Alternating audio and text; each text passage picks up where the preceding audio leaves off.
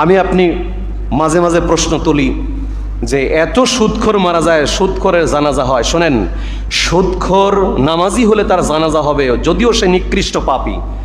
সুদখোর 5 ওয়াক্ত নামাজ পড়লে তার জানাজা হবে, কিন্তু সুদমুক্ত বেনামাজির জানাজা চলবে না।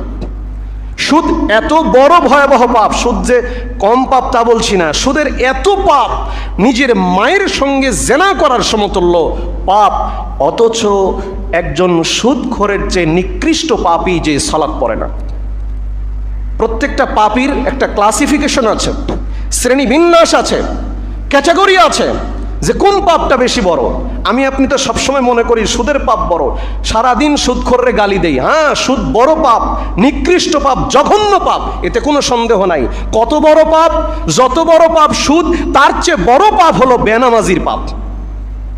এটা চ্যালেঞ্জেবল ফতোয়া, আপনি খুঁজে দেখেন। সুদখোর সুদ খেলে মায়ের সঙ্গে জেনা করার পাপ হয়, একেবারে নিকৃষ্ট পাপই সে, জাহান্নামে যাওয়ার মতো পাপ। কিন্তু কোরআন এবং হাদিসে কোথাও এ কথা বলা হয়নি একজন সুদখোর কাফের হবে। সে কিন্তু কাফের হয় না, যদি সালাত পড়ে ও কাফের হয়ে যায় না। কিন্তু একজন সুদ খায় না, হালাল খায় ঠিকই, কিন্তু সালাত পড়ে না, কাফের। তার মানে যে কাফের হয়ে যায়, কুফরি করে, তার পাপ সবচেয়ে বড় পাপ। আর একজন নামাজি সুদখোর, ও যদিও সুদ খাওয়ার কারণে জঘন্য পাপ করলো, কিন্তু কাফের হয় না, ওর জানাজা পড়া যাবে। যদিও আল্লাহ মাফ করবেন কি করবেন না সেটা আল্লাহর ব্যাপার, কিন্তু তার জানাজা পড়া যাবে।